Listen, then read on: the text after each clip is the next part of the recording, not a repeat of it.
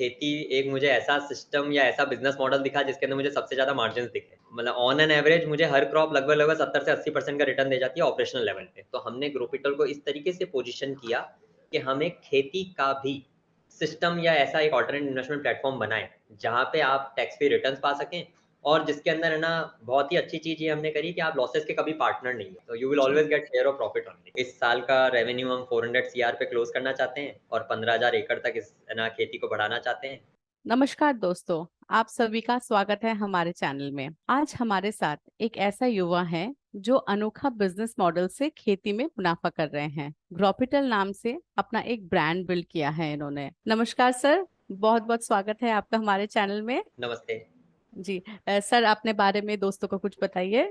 मैं Rituraj Sharma, founder of Zeta Farms and Growpital. हम basically खेती के बिज़नेस से हैं। सर, अभी आपने बताया ग्रोपिटल जेता फार्म्स, कुछ बताइए फार्म्स के बारे में। तो ज़ेटा फार्म्स हम फार्म्स को इसलिए बोलते हैं, ज़ेटा का मतलब होता है 10 to the power 21। So we want that हमारे फार्म्स इस तरीके से इस स्केल पे वर्क करें और हम हर चीज़ के अंदर एक वो इस स्केल की वैल्यू ऐड करें, जिसमें technical driven, process oriented farm projects निकल के बाहर आएँ। ईज़ी भाषा में ऐसे ले सकते हैं कि हमने हमारे फार्म प्रोजेक्ट्स को बनाया, अलग-अलग जगहों पे ज्योग्राफिकली डाइवर्सिफ़ाई किया, क्रॉप का डाइवर्सिफ़िकेशन किया, जिससे कि पूरा प्रोजेक्ट सिक्योर होता गया और जितने भी स्टेक होल्डर्स इस ज़ेटा फार्म्स के अंदर इन्वॉल्व रहते हैं, इन्वेस्टर्स होते हैं, लैंड ओनर्स होते हैं, फार्मर्स होते हैं, बायर्स होते हैं, everybody is in a win win situation. ये हमने इस मॉडल को क्रिएट किया। इन्वेस्टर्स जो हैं वो हमारे ग्रोपिटल की तरफ से आते हैं। ग्रोपिटल ज़ेटा फार्म्स को फ्यूल देता है in the format of money. Growpital एक टेक प्लेटफ़ॉर्म है, जहाँ पर कोई भी रिटेल इन्वेस्टर्स आके अपना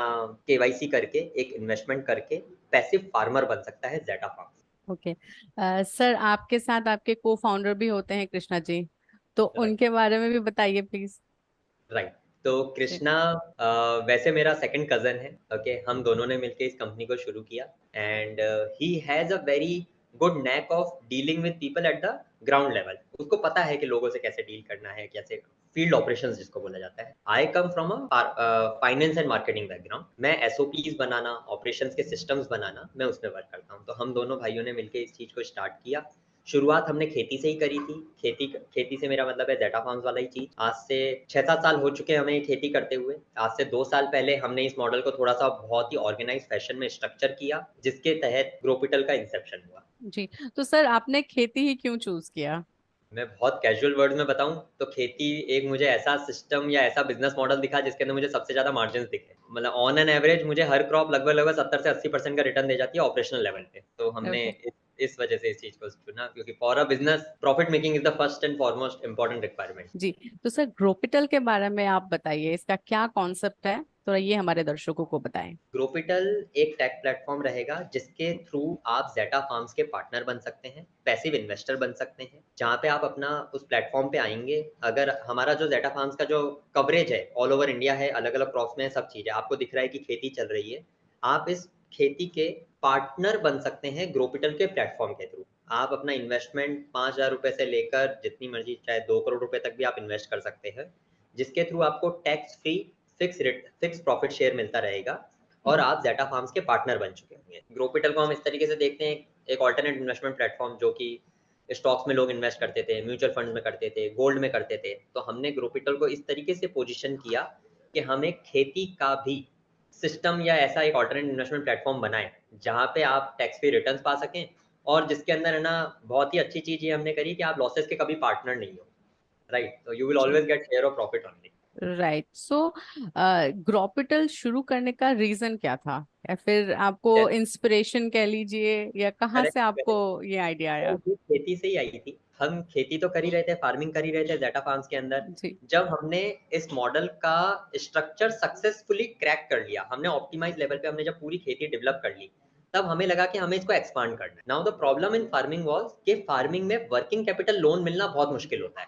तो हमने देखा कि क्यों ना हम खुद का एक इनोवेटिव मॉडल बनाएँ, जिसके तहत हम रिटेल इन्वेस्टर्स से ये अमाउंट रेज़ कर सकते हैं और उनको भी एक बेनिफिट प्रोवाइड करा सकते हैं। बैंक्स जो है इंफ्रास्ट्रक्चर फंड तो कर देंगे, अगर आप ट्रैक्टर लेना चाहेंगे, पॉली हाउस लगाना चाहेंगे, ड्रिप खरीदना चाहेंगे, तो इस टाइप के इन्वेस्टमेंट्स के लिए या इस टाइप की चीज़ों के लिए तो आपको लोन मिल जाएगा। हम्म। लेकिन मैं सीड्स खरीदना चाहूँगा, लेबर को पैसा देना चाहूँगा, लैंड प्रिपरेशन के लिए डीज़ल खरीदना चाहूँगा, तो इस चीज़ के लिए आपको फंडिंग कभी नहीं। तो ये एक बहुत बड़ा गैप था और प्लस हम जो थे, हम कॉर्पोरेट किसान थे जो लैंड ओनर नहीं होते थे।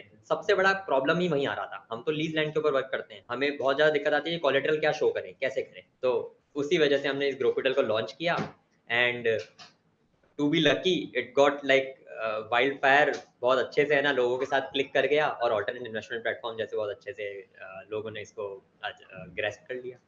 तो सर शुरुआती तौर में जब आपने ये शुरू किया, कैसे क्या क्या स्ट्रगल रही थी और कैसे ओवरकम किया? तो अच्छी बात ये है कि मैं उनको क्या स्ट्रगल नहीं बोलूँगा। मैं और कृष्णा है ना, हम दोनों क्या है ना, दिमाग से बहुत ज़्यादा है ना कंटेंट लोग हैं। तो ओके। हम है ना 20 एकड़ पे खेती कर रहे थे। हमने कभी नहीं सोचा था कि हमें कोई करोड़ों का बिज़नेस बनाना है। हमें ये सोचा था कि ज़रूर हमारा विज़न बहुत बड़ा होना चाहिए। तो हमें एकड़्स बढ़ाने हैं। हम ऐसे मान लीजिए उस समय हम ऐसा सोचते थे हम दुनिया के सबसे बड़े किसान बनेंगे। तो हमने ये करने की सोची। हम बढ़ते गए। उस समय हम 20 एकड़ पे खेती करते थे। इतना पर्याप्त बन जाता था कि हम दोनों के घर तो चल जाते। अब आगे बढ़ाना था, सिस्टम्स आगे चलाने ही थे। तो ग्रोपिटल आ गया। तो पहले साल में लोगों ने हमारे साथ डाले अप्रॉक्सीमेटली 14 लाख रुपीस। तो हमने 14 लाख ही रेस किए फर्स्ट ईयर के अंदर। सेकंड ईयर में मतलब आज की करंट सिचुएशन बताऊं तो ये चीज इंक्रीज होके अब मंथली 14 करोड़ पे आ चुकी। So this is the phase. तो जो 14 लाख भी आए थे वो हमारे लिए स्ट्रगल नहीं था। The good part in our business is कि अगर फंड आता है तो हम एक्सपांशन करते हैं, फंड नहीं भी आता तो जितना अभी है वो भी पर्याप्त है। हम हमेशा इस थॉट प्रोसेस से हमेशा चलते हैं, क्योंकि अगर आज के डेट में मैं 4000 एकड़ पे खेती कर रहा हूँ तो वो अपने आप में बड़ी खेती है। अगर हम इसको एक्सपांड नहीं भी करेंगे then also it is good to go. But vision हमने हमेशा से बड़ा रख रखा था कि हम जी। चाहेंगे कि इस 4000 पे क्यों रुके, हम 40,000 एकड़ तक क्यों ना बढ़े। तो हम खुद के प्रॉफिट्स को भी इसके अंदर है ना इन्वेस्ट करते हैं, री इन्वेस्ट करते हैं। हम ओपन हैं कि ग्रोपिटल के थ्रू भी हम और फंड्स आते हैं तो हम उसके लिए भी ओपन हैं। हम एचएनआई फंड्स के लिए भी ओपन है, इसलिए हमने इस मॉडल को क्रिएट कर दिया। सर जैसे कोई भी एसआईपी है, स्टॉक मार्केट है, रूल्स रेगुलेशंस होता है, तो ग्रोपिटल में इन्वेस्ट करने के लिए क्या रूल्स रेगुलेशंस है वो शेयर कीजिए। राइट, तो ये बहुत बहुत इंटरेस्टिंग क्वेश्चन है। Most of the people are not aware of कि एलएलपी स्ट्रक्चर्स कैसे वर्क करते हैं। तो टू बी ट्रू, हम प्योर प्ले म्यूचुअल फंड तो है नहीं कि जिसको हमें सेबी में रजिस्टर करना पड़े। ना हम एनबीएफसी हैं कि जो हम कहीं पे लोन वगैरह देते हैं तो हमें आरबीआई रेगुलेशन। हम वर्क करते हैं एलएलपी एक्ट और एमसीए गाइडलाइंस के। आज से पहले एलएलपी पहले से भी बनती आ रही थी, बहुत सालों से बन रही है। मल्टीपल लोग एलएलपी बनाते हैं, इंफ्रास्ट्रक्चर प्रोजेक्ट्स करते हैं, एसपीवीज बनाते हैं जिसको अपन सोलर प्रोजेक्ट्स करते हैं एलएलपीज बना के। बट किसी ने ये नहीं सोचा था कि एलएलपीज बनाने का पूरा प्रोसेस डिजिटल भी किया जा सकता। ग्रोपिटल ने उस प्रोसेस को डिजिटल कर दिया। The second good part about LLP structure जो एग्रीकल्चर में फायदा दिया वो ये था कि एलएलपी के अंदर जब खेती करते हैं तो एलएलपी को टैक्स फ्री इनकम होती है। प्राइवेट लिमिटेड में टैक्स फ्री नहीं होती। तो हमने एलएलपी स्ट्रक्चर बनाया। तो एलएलपी एक्ट और एमसीए गाइडलाइंस वाले रेगुलेशंस हम फॉलो करते हैं, वही सारी कंप्लायंसेस मीट करते हैं और वही रेगुलेशंस फॉलो करते हैं। और अगर ट्रिब्यूनल की बात करें तो इसमें नेशनल कंपनी लॉ ट्रिब्यूनल इसके ऊपर फॉलो होता है, जैसा कि किसी प्राइवेट लिमिटेड या पब्लिक लिमिटेड कंपनी पे फॉलो होता कंपनी है। में होता है। यही चीज। That's a very good important information सा। तो एक जैसे अभी जेटा फार्म्स, तो कौन से मॉडल पे आप लोग काम करते हैं सर, खेती करते हैं? खेती में हम बहुत एग्नोस्टिक हैं किसी भी मॉडल को लेके। मतलब हमने हम्म। ना कभी ज्योग्राफी को हमारा है ना आड़े आने दिया हमारे काम में, ना हमने क्रॉप्स को आड़े आने दिया, ना हमने सेगमेंट को आड़े आने दिया। Okay. We are very open, है ना। इसके पीछे का बेस फॉर्मूला क्या है? पैसा बन रहा है तो वो वाला खेती कर लो, राइट। और फिर अच्छी बात ये हुई कि खेती में पैसा हर चीज में बन रहा था। अब इसको ऐसा लेते हैं, किस चीज में कितना पैसा लगा के कितना बन रहा है, that was the question to be put up. तो हमारी बिजनेस फाइनेंस टीम अब इसी चीज पे वर्क करती है। लेट्स से बहुत इजी एग्जांपल्स देता हूं। अगर अपन ग्रेन्स की बात करते हैं, ज्यादातर लोग अपने इंडिया के अंदर गेहूं और चावल लगाते हैं, राइट।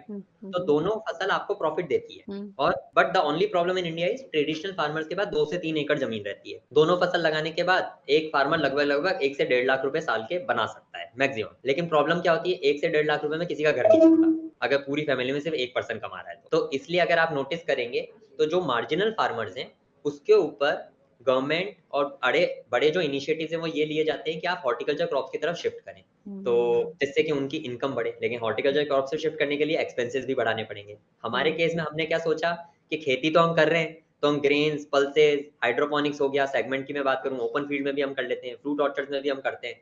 तो it's a well diversified mix. और हमने बोला कि इसको एकड़ बढ़ाते जाओ और हम कभी भी लिमिट नहीं हुए एकर्स की वजह से। तो अगर अब खेती की बात करें तो मैं बार बार वर्ड खेती जब यूज करता हूँ और आपने मुझसे क्वेश्चन किया कि सेगमेंट कौन सा होना चाहिए, तो every segment is good enough जब आपको ये पता है कि कितनी कॉस्टिंग आने वाली है और कितना मार्जिन बनने वाला है। अगर आप क्लियरली डिफाइंड है आपके दिमाग में, तो अभी तक तो बाय गॉड ग्रेस अभी तक हमें एक भी ऐसी क्रॉप नहीं मिली जिसके अंदर पैसा लगा के मुझे नुकसान उठाना पड़ता हो मैथमेटिकली एक्सेल के अंदर। इवन मैं मिलेट्स की भी बात करूंगा तो मिलेट्स लगाने में जैसे 7 से 8 हजार रुपए एकड़ का खर्चा आता है और आप 15-16 हज़ार रुपए का बाजरा बेच दोगे, तो it is a 100% profit margin within 3 months. Fail भी हो सकती है, मैं मना नहीं कर रहा, fail due two of external reasons. हमारी मेहनत पूरी है तो रिज़ल्ट आएगा। लेकिन प्रॉब्लम कहाँ होती है, लोग इस चीज़ को डिस्कार्ड क्यों कर देते हैं? मिलेट्स को डिस्कार्ड इसलिए करते हैं, 15,000 रुपए कमाने के लिए कोई अपना 1 एकड़ क्यों ब्लॉक करना चाहेगा? हम तो 15,000, हम तो क्या देख के बना रहे हैं, 8 लगा के 15 निकाले। दूसरा आदमी सोचता है, जो ट्रेडिशनल फार्मर है, तो हो सकता है सिर्फ 15,000 रुपए क्यों कमाऊँ? मुझे तो 1.5 लाख 1 एकड़ से कमाने चाहिए। अब डेढ़ लाख कमाने के लिए आपको मिर्चियाँ लगानी पड़ेंगी, टमाटर लगाने पड़ेंगे। अब वो लगाने के लिए आपको खर्चा भी उस अकॉर्डिंग बढ़ाना पड़ेगा। 8,000 रुपए में थोड़ी मिर्ची लग, ये डिफरेंस आ जाता है। तो सर अभी आपके पूरे बात में भी यही था कि लोग पीछे हट जाते हैं ये भी सोच के कि उसमें इन रिटर्न ज्यादा अच्छे से नहीं होगा, ये एक प्रॉब्लम रहता है। लेकिन आपने शुरू से ही खेती को एज अ इन्वेस्टमेंट देखा है और आपका राइट। रिटर्न्स भी उस हिसाब से आया है। तो सर लाइक क्या स्ट्रेटजी आप फॉलो करते हैं, ये अब शेयर कीजिए। इस स्ट्रैटेजी को लेने से पहले आप ऐसा ले लीजिए कि there is a difference between returns and revenue. हाँ। रेवेन्यू को बोला जाता है एब्सोल्यूट टर्म्स में मेरे पास क्या आया, और रिटर्न्स को हम लेते हैं, और हमारा सिस्टम किसी भी चीज़ को आगे बढ़ाने का यही रहता है कि are we able to stabilise the returns. तो हमारी कंपनी में इंटरनली ये चलता है कि कोई सा भी प्रोजेक्ट उठाओ, अगर वो मिनिमम 50% का रिटर्न निकाल रहा है, गो for it. Don't think about the last last mile के रेवेन्यू क्या आएगा। क्योंकि ओके। अगर मैं रेवेन्यूज़ पे जाऊँगा, तो मैं दूसरी ट्रेडिशनल इंडस्ट्रीज़ की तरह मैं भी स्टक हो जाऊँगा। I will be thinking like a typical CEO कि यार तुम वाटरमेलन से क्यों नहीं लगा रहे, क्योंकि इसमें तो 3 लाख रुपए एकड़ का रेवेन्यू आता है। मैं एक्सेल में फार्मिंग करने लग जाऊँगा फिर, राइट? मैं ये नहीं देखता कि मुझे 3 लाख रुपए का रेवेन्यू आ रहा है या 15,000 रुपए का रेवेन्यू आ रहा है। मैं हमेशा रिटर्न्स पे स्टेबलाइज़ करता हूँ। मेरा कहने का मतलब ये था, अगर आप 1 लाख रुपए लगा रहे हो और 1.5 लाख रुपए बना पा रहे हो, गो फॉर इट। अगर आप 10,000 रुपए लगा रहे हो और 15,000 रुपए बना पा रहे हो, go for it. This is our strategies. So we always focus on the returns part of it. Returns stabilise right. करो, तो कितने भी एकड़ बढ़ाते जाओ, आपको फ़र्क ही नहीं। तो जो अलग सोच या अनोखा मॉडल हम कह रहे हैं कि आप लोग फॉलो कर रहे हैं जेटा फार्म्स, तो हियर इट इज। राइट। ठीक है सर, एक वर्ड है जो वैल्यू एडिशन हम बोलते हैं हाँ जी। खेती में। अभी ये वैल्यू एडिशन बहुत हो गया है, तो ये वैल्यू एडिशन कितना इम्पोर्टेंट है खेती में, ये आप थोड़ा दोस्तों को बताएं हमारे। ये बहुत हद तक इम्पोर्टेंट है। Value hmm. Addition is a part of vertical integration. जब हम्म। आपके पास फार्म्स बढ़ते जाएँगे, प्रोडक्ट्स बढ़ते जाएँगे या प्रोडक्ट्स की क्वांटिटी बढ़ती जाएगी, तो वैल्यू एडिशन करे बिना आप अच्छे लेवल का, जो रिटर्न्स की बात कर रहे हैं, उसके ऊपर आप एक एडेड बेनिफिट उठा सकते हो अगर आप वैल्यू एडिशन करोगे। हम्म। बहुत सिंपल सा टॉपिक देता हूँ, हम जीरा ग्रो करते हैं, जीरा हम्म। एक साथ बल्क में आता है। वही जीरा जिसको मैं 180 रुपीज़ में सेल करूँगा, अगर मैं उसकी ग्रेडिंग सॉर्टिंग कर दूँ, छोटा-सा वैल्यू एडिशन है, सिर्फ हम्म। सॉर्टिंग करनी है मुझे। पूरा जीरा ये और बिल्कुल कचरा वाला जीरा ये, मतलब जिसको वो पिस जाता है, ये चीज़ हो जाती है। सिर्फ 5 ग्रेड निकलती है जीरे की, वो पाँचों अगर मैं सेपरेट कर दिया, तो ही मैं ऑन एन एवरेज 180 के बजाय 220 रुपीज़ कमा पाऊँगा। 40 रुपीज़ एन केजी बहुत ज़्यादा वैल्यू होती है। ये हम्म। छोटा-सा वैल्यू एडिशन था। फिर मैं उसके ऊपर एक और लेवल ऑफ वैल्यू एडिशन करना चाहूँ कि जो 5th ग्रेड जीरा था, ई ग्रेड वाला जीरा, अगर मैं उसको पीस के मसाला बना देता हूँ, तो मैं उसको ए ग्रेड जीरा से भी ज़्यादा महँगे भाव में बेच पाता हूँ। तो ये वैल्यू एडिशन के स्टेजेज़ हैं। फर्स्ट लेवल आपने वर्टिकल इंटीग्रेशन किया, सेकंड लेवल किया, थर्ड लेवल किया। अभी हम डी2सी तक नहीं पहुँचे, हम डायरेक्ट रिटेलर्स को नहीं बेचते, लेकिन ये जीरा ही नहीं, हर चीज़ में फ़ायदा देता है। तो इनफैक्ट मैं तो सबको सजेस्ट तो यही करता हूँ, ग्रेडिंग सॉर्टिंग तो हमेशा करनी ही चाहिए। तो अगर हम अभी बात करें आपसे कि कौन से प्रोडक्ट या क्रॉप्स आप फार्मिंग करते हैं, खेती करते हैं, वो बताइए। बहुत वास्ट रेंज है। ऑलमोस्ट हम मोर देन 70 प्लस क्रॉप्स के अंदर डील करते हैं या कर चुके हैं। हम्म। करंटली देखा जाए तो असम के अंदर हमारे पास टी एस्टेट भी है। हम ओके। है ना, महाराष्ट्र के अंदर जेरेनियम में, एरोमेटिक ऑयल्स में भी हैं, शुगर केन भी कर रहे हैं, ग्रेप्स भी लगा रहे हैं। राजस्थान में जीरा भी उगाते हैं, एप्पल बेर के ऑर्चर्ड्स भी हैं हमारे पास, गुआवा भी है। मध्य प्रदेश में भी काम कर रहे हैं, वहाँ पर भी हम सोयाबीन और राइस, बासमती, मैंगो ऑर्चर्ड्स।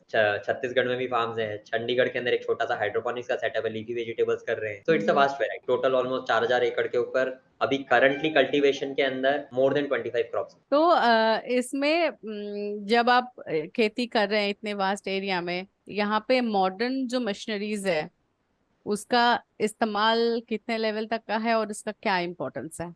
उसका इम्पोर्टेंस बहुत ज़्यादा है। अगर आप बड़े लैंड एरियाज़ पे वर्क करोगे, तो आपको बड़ी और अच्छी इक्विपमेंट्स और मशीनरीज़ लगानी ही पड़ेंगी, वरना आपका ऑप्टिमल यूटिलाइज़ेशन नहीं हो पाएगा आपके एरिया का। क्योंकि आप एक हद के बाद ह्यूमन डिपेंडेंसी को कम करते हो, एफिशिएंसी भी कम हो जाती है, राइट? हम्म। तो हम्म। जैसे बाड़मेर के अंदर हमारे पास 100 एकड़्स के ऊपर जब हमने पोटैटो ग्रो किया था, तो हमने खुद के इक्विपमेंट्स खरीदे थे, पोटैटो डिगर, सोअर सब चीज़। चाहते तो हम लेबर से भी करवा सकते थे, कृषि वीर से भी करवा सकते थे, लेकिन वो पॉसिबल नहीं हो पाता। ये किया, साथ ही साथ हम टेक्नोलॉजी इम्प्लीमेंटेशन भी करते हैं आईओटी सेंसर्स और उसके थ्रू, जिससे कि हमारे पास ट्रैकिंग और विजिबिलिटी बनी रहे। तो मशीनरीज का उपयोग 2 तरीके से होता है, एक तो ऑप्टिमल यूटिलाइजेशन कर सकें या फिर बेसिकली एफिशिएंट यूटिलाइजेशन कर सकें हम अपने रिसोर्सेज का, और टेक का यूटिलाइजेशन करते हैं हम ट्रैकिंग और विजिबिलिटी के लिए कि हमारे फार्म्स काम हो रहे हैं या नहीं हो रहे। अब हम सब अभी यहाँ पे करंटली गुड़गाँव में बैठे हैं, अब मैं कैसे जानूँ कि मेरे कर्नाटक वाले फार्म में क्या हो रहा है? मुझे कैसे पता लगेगा? तो वो सब चीज़ों की ये टेक्निकल इंटीग्रेशन जो मशीनरीज़ और इक्विपमेंट्स हैं, आईओटी सेंसर्स हैं, उन सब चीज़ों से ही पता लग सकता था। सर आप बात करते हैं फ्यूचर प्लानिंग की, क्या गोल्स हैं सर फ्यूचर के? अगर हम नंबर्स में बात करें तो इस साल का रेवेन्यू हम 400 सीआर पे क्लोज करना चाहते हैं और 15,000 एकड़ तक इस ना खेती को बढ़ाना चाहते हैं। जी। साथ ही साथ 2 या 3 इंटरनेशनल प्रोजेक्ट्स भी शुरू करेंगे, और पैरेलली हम कुछ एक वर्टिकल इंटीग्रेशन की बात करें तो कुछ एक इंडस्ट्रीज़ के अंदर भी सेटअप स्टार्ट करेंगे, राइट? जैसे हमारे पास टी का एस्टेट आया है, तो वहाँ पे हम फैक्ट्री भी लगा रहे हैं टी की। साथ ही साथ कुछ फ्लोर मिल्स वगैरह के ऊपर वर्कआउट कर रहे हैं, कुछ स्पाइस मैन्युफैक्चरिंग में देख रहे हैं। तो but these are at nascent stage, but हाँ, by the end of this fiscal year एक ना एक इंडस्ट्री तो हम शुरू कर देंगे। बहुत थैंक बहुत यू। शुक्रिया सर, थैंक यू फॉर कमिंग, और बेस्ट विशेस टूल्स विला टीम की तरफ से।